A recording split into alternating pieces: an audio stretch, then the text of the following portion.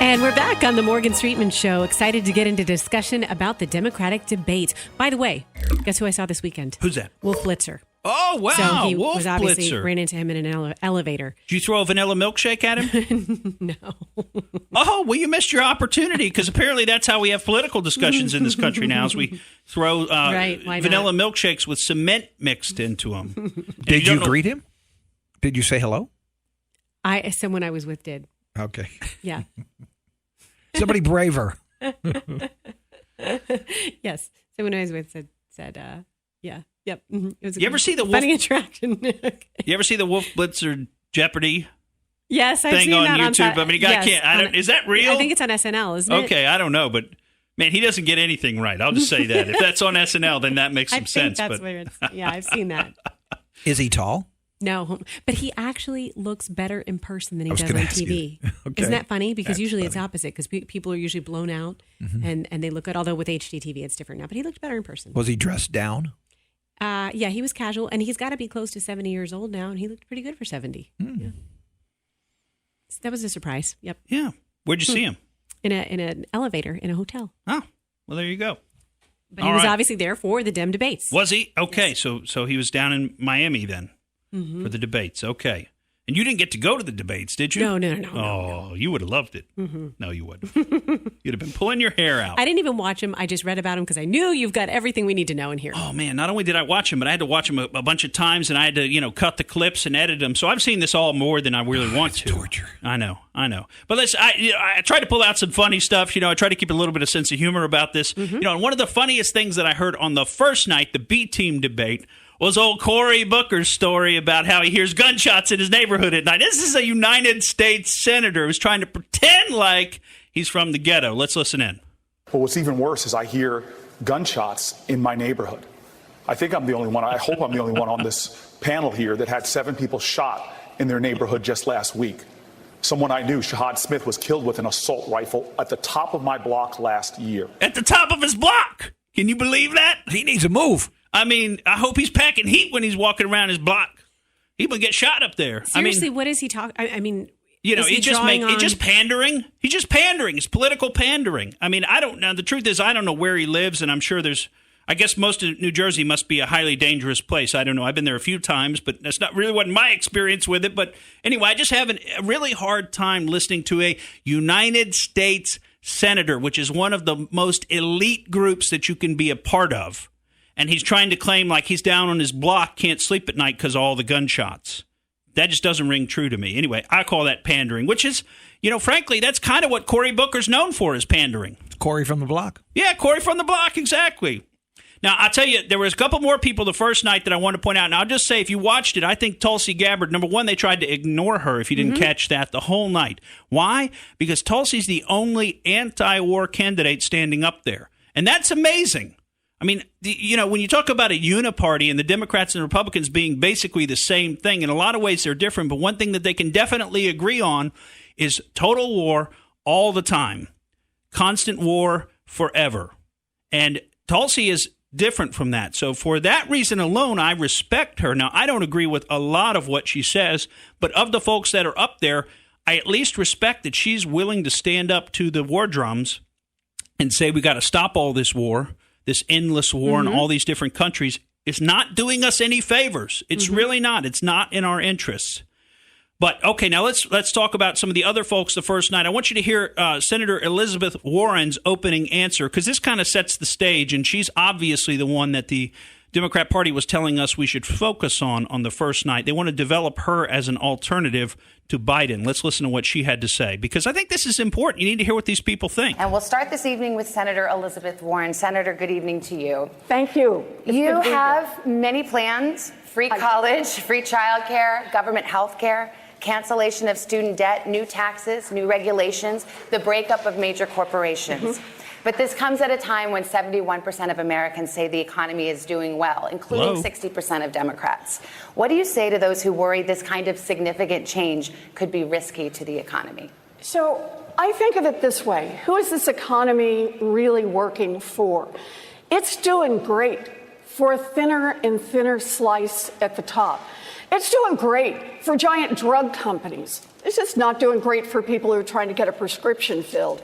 It's doing great for people who want to invest in private prisons, just not for the African Americans and Latinx whose families are torn apart, whose lives are destroyed, and whose communities are ruined.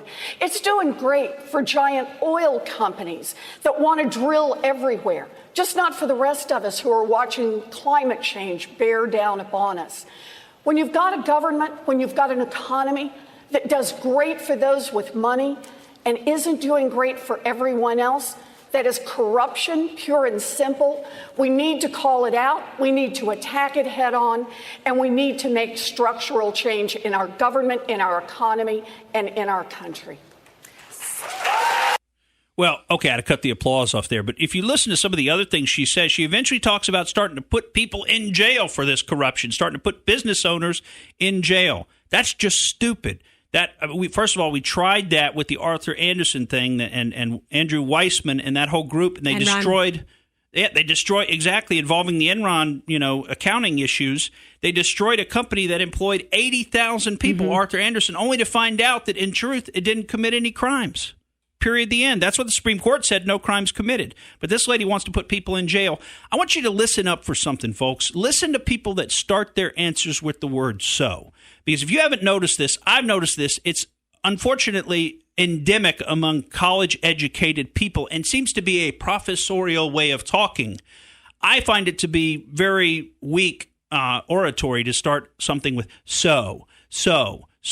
But I tell you, that's how she answers. I say so all the time. Well, at the beginning of your question, well, that's how people are talking now. That's what I'm saying. And I listen to that, and to me, to me, that sounds very weak-minded. I buy time when I do that. Yeah, so of course that's buying time. So let's talk about this. So let me rephrase your question while I think of how I might be able to wiggle out of answering it. It's better than All right, better keep moving here. We're going to run out of time. I got to share this with you from Julian Castro because he ought to be out of the race after this. But listen to what he says about reproductive justice and the right to have an abortion. And listen particularly to who he wants to have a right to have an abortion, because this blows my mind. I don't believe only in reproductive freedom. I believe in reproductive justice.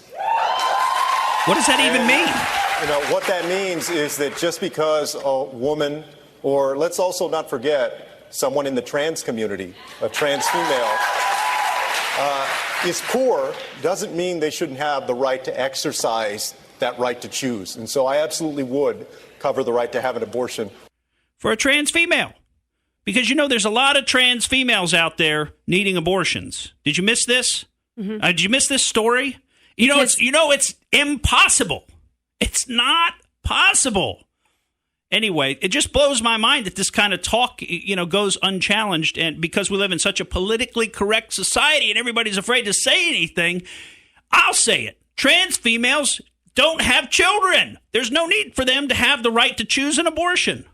I mean, isn't it that simple? Hello? Okay. Now let's talk about second night, because we're going to have to speed it up here. We're not going to get to everything, I'm sure. But I want to highlight something that Kamala Harris said, Senator Harris. This was considered her best line of the night. Now, one of the features of these debates was everybody kind of talking over each other and trying to battle for position and trying to get their screen time one way or the other. And so she says this because people are talking over her when she's been asked a question. But I want you to just think about the reasoning behind what she says. Hey, guys, you know what? America does not want to witness a food fight. They want to know how we're going to put food on their table. Yeah?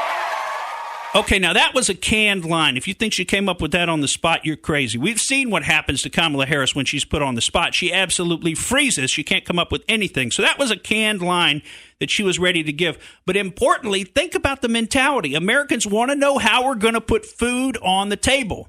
Ladies and gentlemen, government doesn't put food on your table. If you don't understand that by now, I mean, you've missed out on the entirety of the 20th century. Government doesn't put food on the table. All government is a weight on innovation and the economy. It's a dead weight in a lot of cases. It's inefficient.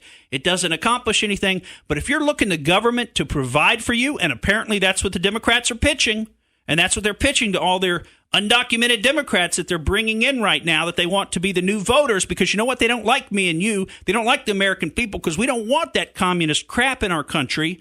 And so what they say is, you know what? We'll import a bunch of new voters. Since the voters that are here won't vote for us, will import a bunch of new voters, and they want to listen to what they have to say. I mean, they started attacking the immigration issue, and, there's a real moral superiority. And here's Mayor Pete and what he has to say about it right after they all hold their hands up to say that they would decriminalize illegal border crossing. So you know what? Just come on. There's nothing wrong with it. Why even have a border at all? If you'd be so kind, raise your hand if you think it should be a civil offense rather than a crime to cross a border without documentation. Can we keep the hands up so we could see them? And let's remember, that's not just a theoretical exercise. That criminalization, that is the basis for family separation. You do away with that, it's no longer possible. Of course, it wouldn't be possible anyway in my presidency because it is dead wrong. We got to talk about one other thing, because the Republican Party likes to cloak itself in the language of religion.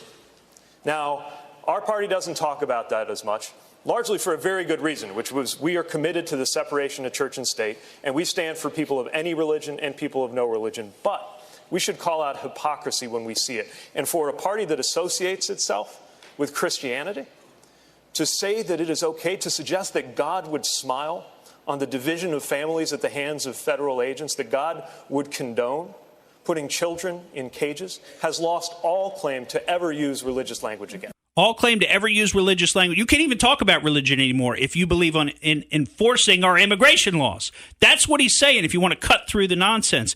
That's what he's saying. That's what they believe. They're making this into a moral issue, and you know what? Watch, because soon it'll be they want to attack you physically in public like Antifa does if you don't agree with them on the way they want to handle immigration. Just to drive this point home, let's hear what Bernie Sanders had to say about immigration. And that is, on day one, we take out our executive order pen and we rescind every damn thing on this issue that Trump has done. So they want to rescind everything that Trump has done, okay? Most of which they haven't even let him do. Now, another thing we had for you, another clip that we had for you was them asking for a show of hands. And I think this was important because President Trump pointed out this is where they all lost the election. This was on the second night. Give us a show of hands who would extend universal health care to, well, they didn't call them, what they call them, undocumented workers, whatever, illegal aliens, whatever you want to call them, illegal immigrants, whatever name you prefer. Who's going to give them universal health care paid for by us, the U.S. taxpayer? And you know what? Everybody on that stage, all 10 of them, raised their hands.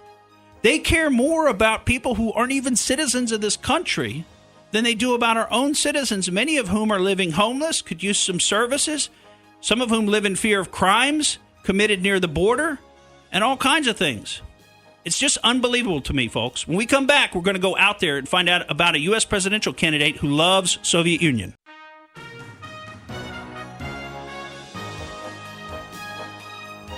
Back on the clock at the debates. Back on the clock. Right. Because we're going to go out there, but not yet because you have another really good one for us, right? I got to share this with y'all. And this is the one kind of outlier on the second night, Marianne Williamson. And you got to love this lady because she's just pretty loopy. And you want to hear how she's going to defeat President Trump? I love this. It's with love. She's going to defeat him with love. Sorry we haven't talked more tonight about how we're going to beat Donald Trump. I have an idea about Donald Trump. Donald Trump is not going to be beaten just by insider politics talk. He's not going to be beaten just by somebody who has plans. He's going to be beaten by somebody who has an idea what this man has done. This man has reached into the psyche of the American people, and he has harnessed fear for political purposes. So, Mr. President, if you're listening, I want you to hear me, please. You have harnessed fear for political purposes, and only love can cast that out. So sir, I have a feeling you know what you're doing.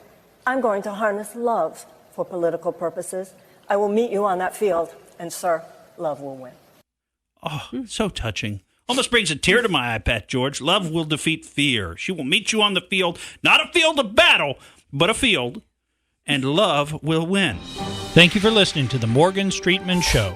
We hope you enjoyed what you heard, and if you did, please click like and subscribe to help us out. And remember that we recommend that you exercise your brain at least once a week.